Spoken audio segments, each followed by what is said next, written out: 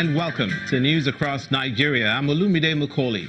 Coming up on the program, Senator Dino Melaye, representing Kogi West Senatorial District, has been allegedly abducted by unknown gunmen on his way to answer a court case in Kogi State.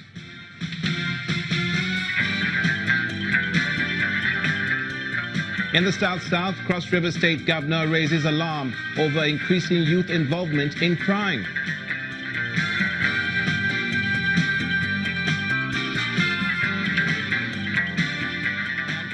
The rally takes place in Adamawa State with a promise that the All Progressives Congress will retain power in 2019.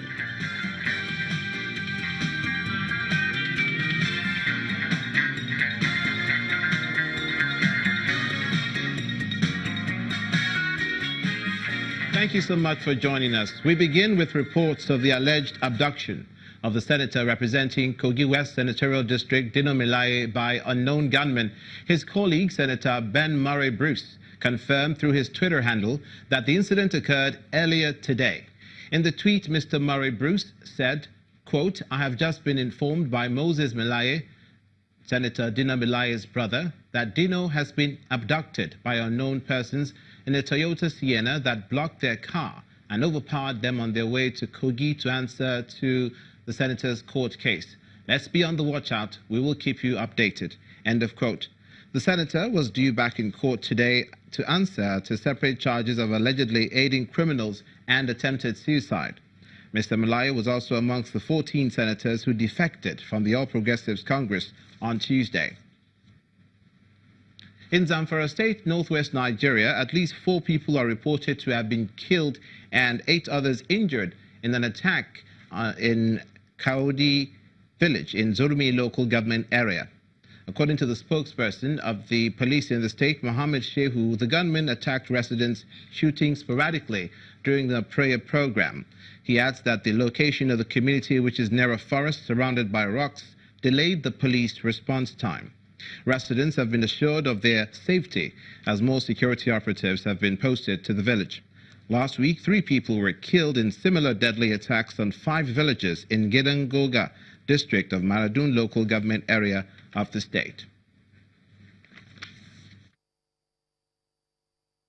Also concerning security, the United States Embassy charge d'affaires in Nigeria, Mr. David Young, is advising the federal government to arrest and prosecute perpetrators of attacks allegedly linked to herdsmen across the states. Mr. Young believes government at all levels should rise up to address the high rate of poverty and unemployment in the country to stem the growing trend of insecurity. He also wants politicians and community leaders to work with the present administration to find lasting solutions to rural conflicts. Obviously, the critical importance of cracking down on the criminality and having effective and efficient law enforcement that really focuses on these issues of impunity. It's very important that criminals and others are not able to get away with this kind of impunity and this kind of violence. It's so important to crack down on that. We know the government is making good efforts and trying hard on this, but obviously because of the tremendous loss of life, more needs to be done. At the same time, it's important to develop and emphasize the development initiatives that are necessary to create hope for young people.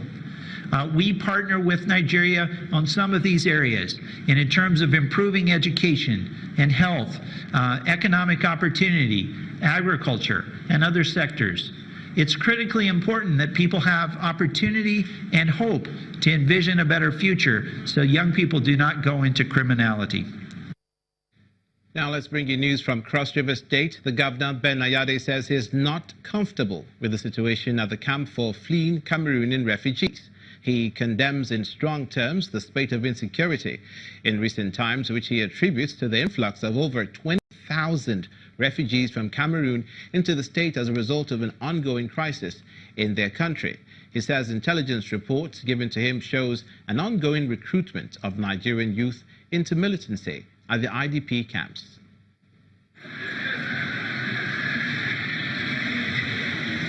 Cross River State in South Nigeria has been described as one of the safest states in the country, but that reputation appears to be suffering a setback. Armed robbery, kidnapping, boundary disputes are some of the recurrent security challenges residents say they have been confronting in recent times. We find it to be very, very worrisome amongst us here. After these chaps have been, for some time now, they are paraded as being rounded off by security agencies, and within a short while they are on the streets again, going back to do what they know how to do best. So it has been so worrisome in the sense that if this is not coped on time, it may affect the economic activities of this area. To stem this tide, residents want security agencies and the state government to rise to the challenge of nipping it in the bud. The state government should do something. It's very, very bad that you cannot walk on the street and you're free. If those areas were developed, then there wouldn't have been room, for people to get so organized, have strong army. Militancy would not have been that, would not have been thriving much there. But according to the state governor, Ben Ayade, tackling the security situation is beyond what the state can handle alone. 80% of the issues we are dealing with is a result of the war, but just by our boundary. The Southern Cameroonian guerrilla warfare, which is basically the Amazonians trying to secede out of Cameroon. This is an international issue, completely outside the scope of the governor of the state. And he then makes this appeal. So federal government needs to come in very urgently. I will take this opportunity to also issue an emergency letter to Mr. President and the National Security Advisor, who are all good friends of mine, to please ask them for a federal intervention in the security challenges of Cross River State. The people here will be hoping that relevant security agencies, as well as the federal government, will act swiftly before the situation gets out of hand. And to infrastructure development in the South-South, the Niger Delta Development Commission, the NDDC, claims it's been owed 1.3 trillion naira by the federal government. The money, according to the NDDC, accrues from the failure of the Ministry of Finance to fulfill a part of the Establishment Act, which mandates the federal government to contribute 15% of the total monthly allocation due to NDDC member states.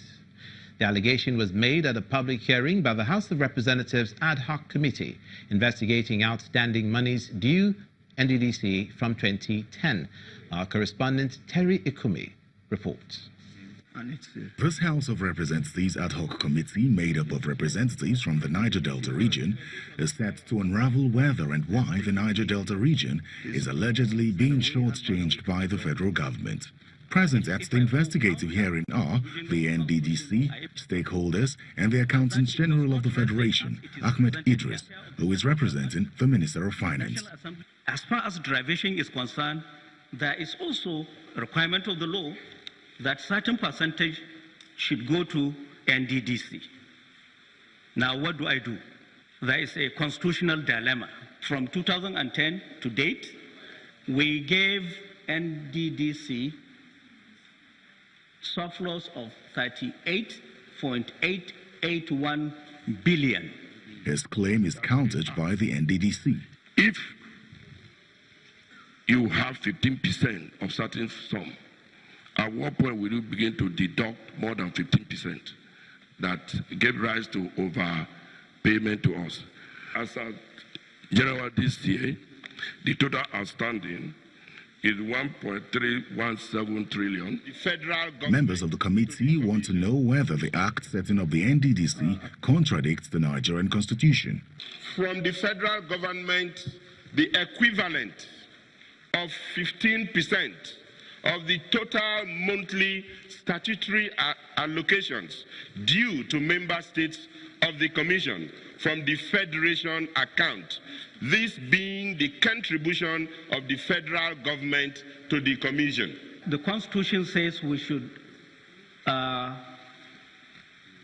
distribute funds or allocate Federation monies to 3 tiers of government. That is consistent. 13% derivation goes to states, and that is where, to me, I said there are issues like a constitutional dilemma. I don't have legal basis to touch monies due to states and give to a third party. Further investigation is to be carried out as the Accountant General has asked for more time to liaise with the Attorney General of the Federation to clarify the clash on the law setting up the NDDC with the Constitution and also the disparity in the figures. Terry Ikumi, Channels Television News.